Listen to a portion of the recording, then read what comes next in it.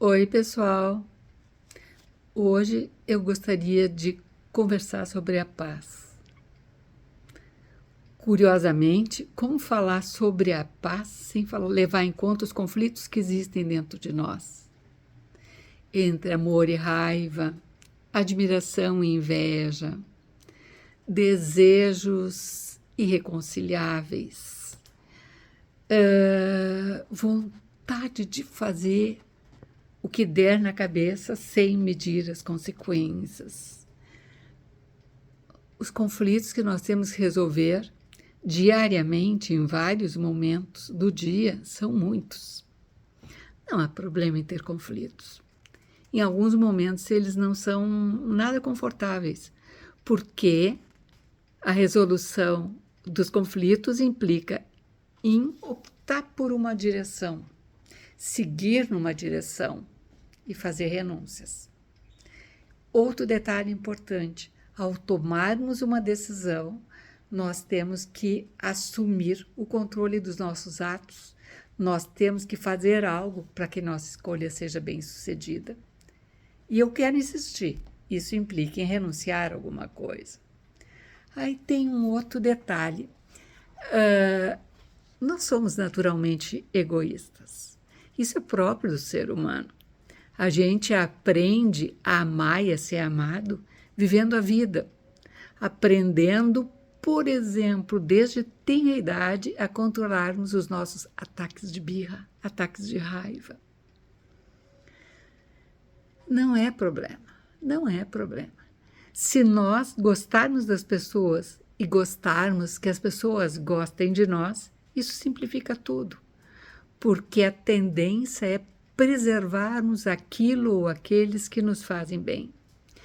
E para que pessoas sejam preservadas, nós precisamos, em primeiro lugar, reconhecer os nossos sentimentos e nos contermos. Quero insistir nesse ponto de vital importância. Nos contermos para nos conduzirmos. O grande problema, inimigo da paz, é o grande problema que acaba com todas as chances de paz, está em que a raiva, por exemplo, se transforme em ódio, ou eu não tenha nenhuma consideração pelas demais pessoas que cruzam no meu caminho. Então, as minhas manifestações egoístas, elas vêm de qualquer forma, doa a quem doer, resulte na destruição que for destruir. Para que a paz seja possível, nós temos que reconhecer e respeitar alteridades, reconhecer e respeitar direitos iguais. Nós queremos o nosso bem-estar e os outros também querem, com toda a razão. O que não dá é para ficarmos nos atropelando, nos destruindo, nos ofendendo mutuamente. E uma coisa muito impressionante, quando a gente vê essas situações de guerra que estão ocorrendo no momento atual da história, que coisa chocante, que coisa impressionante.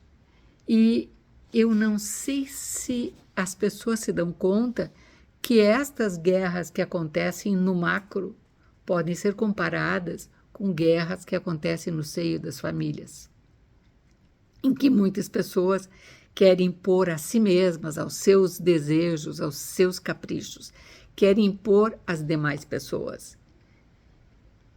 E agem de maneira que o entorno resulte em mortos e feridos, no plano simbólico. Acho que é importante a gente pensar nisso, em pensar sobre os nossos conflitos, em analisarmos as nossas opções e nos apropriarmos da direção dos nossos comportamentos, tendo em vista o bem comum, sempre o bem comum.